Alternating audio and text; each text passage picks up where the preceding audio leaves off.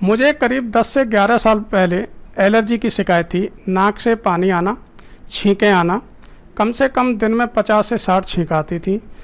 आँखों से पानी गिरता था, कानों में खुजली होती थी, नाक में खुजली होती थी।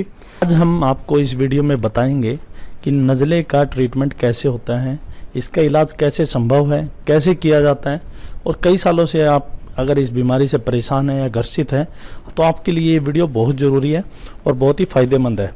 हमारे साथ एक मरीज हैं आज, राम बाबू सिंह। आज उनके एक्सपीरियंस से हम पूछेंगे कि उन्होंने क्या क्या ट्रीटमेंट लिए, उनसे रिलीफ कितना मिला उनको, कैसे उन्होंने अपना नज़ला ठीक किया है।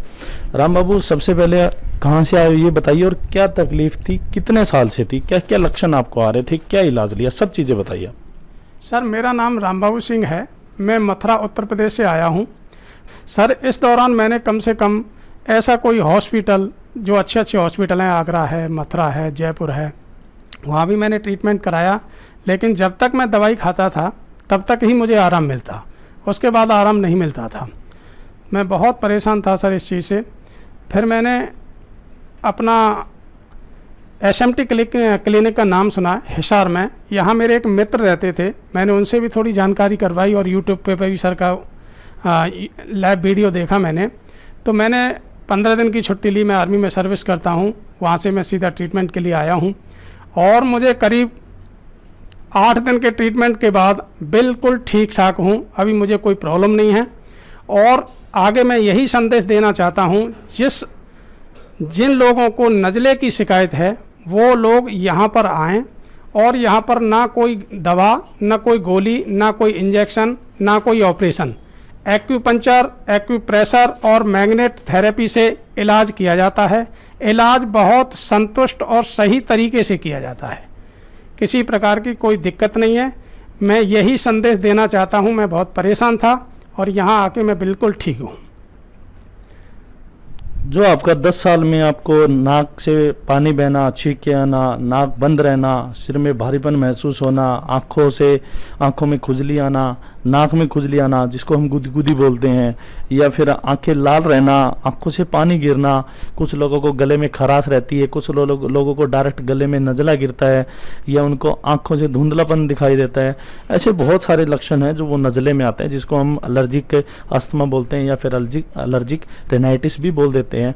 इसमें सारे लक्षण ऐसे हैं। इसमें छींके और नाक बहना एक मरीज को इतना ज़्यादा परेशान कर देती है कि वो अगर बार बार जो गोली भी खाते हैं तो उनसे रिलीफ नहीं होता। आपने जो गोली खाई राम बाबू, तो उनका असर आप जैसे बता रहे हैं कि खाएं तब तक ठीक रहते थे, छोड़ते ही फिर आप उसी तरह हो जाते थे।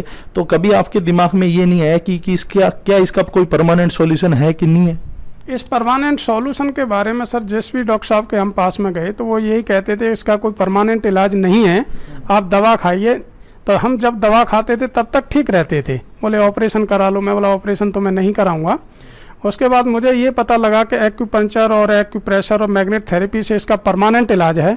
इसलिए मैं यहाँ पर डायरेक्ट हिसार SMT क्लिनिक पर आया हूँ और मुझे बिल्कुल क्लियर अच्छा महसूस कर रहा हूँ और मुझे बिल्कुल आराम है।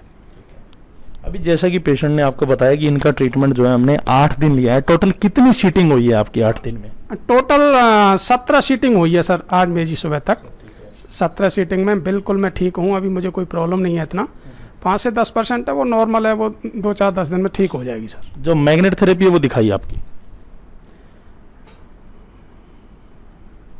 ये जो मैग्नेट्स हैं ये अपने हाथों पे छोटी छोटी टेप्स के साथ लगाए जाते हैं। बड़े बारीक मैग्नेट होते हैं और इसके अलावा जो बॉडी के अंदर एक्यूपॉइंट्स हैं उन पे नीडल लगाई जाती है और उन्हीं के माध्यम से ट्रीटमेंट किया जाता है।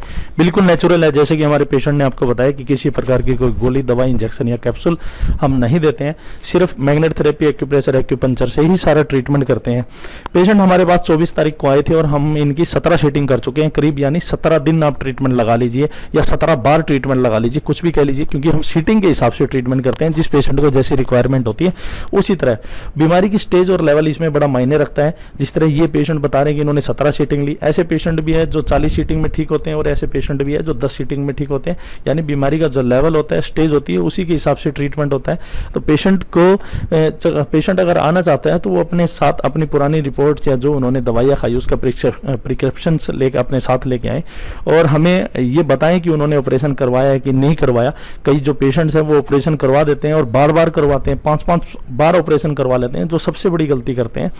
और ये जो हम बताते हैं आपको, ये सिर्फ अवेयरनेस के लिए, ये उसी तरह जिस तरह इन्होंने सबसे पहले ट्राई किया कि दवाइयाँ ही इन्होंने खाई है, मेडिसिन, इसके अलावा आपने कोई ट्रीटमेंट नहीं लिया इसके अलावा? इसके अलावा दवा के अलावा और कोई ट्रीटमेंट नहीं लिया मैंने। अगर इनसे पूछा जाए क्यों नहीं लिया, क्योंकि इनके पास ऑप्शन ही लगभग ये दिखाई देता है, क्योंकि भारत में जो क्रेज बना हुआ है वो सिर्फ दवाइयों का बना हुआ है, क्योंकि भारत में जो अल्टरनेट और आयुर्वेद है उसको अब थोड़ा सा पीछे छोड़ दिया। उसका कारण यही है कि आपका जो काम है वो ईजिली हो जाता है, आपने गोली पत्ते से निकाली और खा ली, सिर्फ इतना ही काम है। लेकिन आपके दिमाग में कभी भी ये बात नहीं आती कि क्या इसका कोई परमानेंट सॉल्यूशन है, क्या आप जो दवाई खा रहे हैं वो सही है, क्या इसका कोई साइड इफेक्ट तो नहीं। आज साइड इफेक्ट नहीं है तो क्या पता 10 साल बाद उसका साइड इफेक्ट आपको दिखाई दे। ये ऐसे कुछ पेशेंट होते हैं जो दवाई यूज़ करते हैं और अगले 5 से 7 सालों में उनको डोज उससे डबल लेनी पड़ती है और उसके बाद भी उन पेशेंट को आराम नहीं होता। तो वो एक साइड इफेक्ट के रूप में आता है और वो बीमारी इतनी गंभीर हो जाती है कि उसका ट्रीटमेंट हो पाना बड़ा मुश्किल हो जाता है। हमें तो यहाँ तक सुनने में आया कि कई पेशेंट सुसाइड की बात करते हैं ऐसी बीमारियों में, क्योंकि वो परेशान इतने ज़्यादा हो जाते हैं। पेशेंट यहाँ के बताते हैं अपनी दशा जो अपने बारे में, तो साइंस इतनी लाचार हो चुकी है कि जब तक खा रहे हैं तब तक आराम है, छोड़ती फिर उस कंडीशन पे। तो आप इसमें आयुर्वेद और अल्टरनेट थेरेपी का सहारा ले सकते हैं। जिस तरह 50 लोग हैं तो 50 लोग कभी भी एक फील्ड में एक साथ कामयाब नहीं हो सकते, उनको अलग अलग कामयाबी के लिए अलग अलग रास्ता चुनना पड़ता है। उसी तरह जो आपकी बीमारी है वो कभी भी एक थेरेपी से ठीक नहीं हो सकती, तो आपको अल्टरनेट थेरेपी, अल्टरनेट का मतलब जो अलग अलग थेरेपीज है, आयुर्वेद, होम्योपैथी, इलेक्ट्रो होम्योपैथी या acupuncture, magnet therapy, acupressure, reflexology वगैरह वगैरह बहुत सारी थेरेपीज है, तो उनका सहारा आप ले सकते हैं। तो निश्चित आपकी बीमारी का जो सॉल्यूशन है वो हो जाएगा। और ये आपको अवेयर करने के लिए आप जरा सोचिए, साइंस इतनी आगे निकल चुकी है, भारत इतना आगे निकल चुका है, आपके पास सारे सोर्सेज होते हुए भी MRI, CT स्कैन, एक्सरे या फिर मेडिसिन, इंजेक्शन, ऑपरेशन, उसके बाद भी आपका कोई बीमारी का कोई परमानेंट सॉल्यूशन नहीं हो रहा है। एक क्योरेबल की बात करते हैं कि बीमारी को क्योर कैसे किया जाए, और पेशेंट जो है वो सालों भर ट्रीटमेंट लेता रहता है और इसकी बीमारी का कोई सॉल्यूशन नहीं हो पाता। तो ऐसा क्यों? ये क्वेश्चन मार्क आपके लिए, आप इसका सॉल्यूशन निकालेंगे और इसका सॉल्यूशन आपके पास अगर आ जाता है तो आपकी बीमारी का जो इलाज है उसके बारे में भी आपको पता लगेगा और उस चीज़ के बारे में आप सोचेंगे तो आपको थेरेपी का भी पता लगेगा कि भारत में कितनी सारी थेरेपियाँ हैं जो अच्छे लेवल पे काम कर रही है। जरूरी नहीं है कि उस क्रेज की तरफ जाएं आप। आपने सुना होगा लगने को तो एक बड़ी सारी दवाई भी ना लगे और लगने से एक राख की चोटी से भी मरीज ठीक हो जाता है। ये उसी तरह जरूरी नहीं है कि आप बड़े हॉस्पिटल और बड़े डॉक्टर के पास जाए तो ही ठीक हो, आप छोटी जगह भी ठीक हो सकते हैं, आप घरेलू नुस्खों से भी ठीक हो जाते हैं। ऐसी बहुत सारी चीज़ें हैं। तो सीधा सा कहने का माध्यम यह है कि जो आप ट्रीटमेंट लगातार मेडिसिन का ले रहे हैं वो कोई परमानेंट सॉल्यूशन नहीं है। ऐसी बहुत सारी वीडियोस हमने एक अवेयरनेस के तौर पे डाली हुई कि ताकि लोगों को पता लगे कि भारत में अल्टरनेट थेरेपी कितनी मजबूत है और हर समस्या का समाधान जो है वो दवाइयाँ नहीं है। धन्यवाद।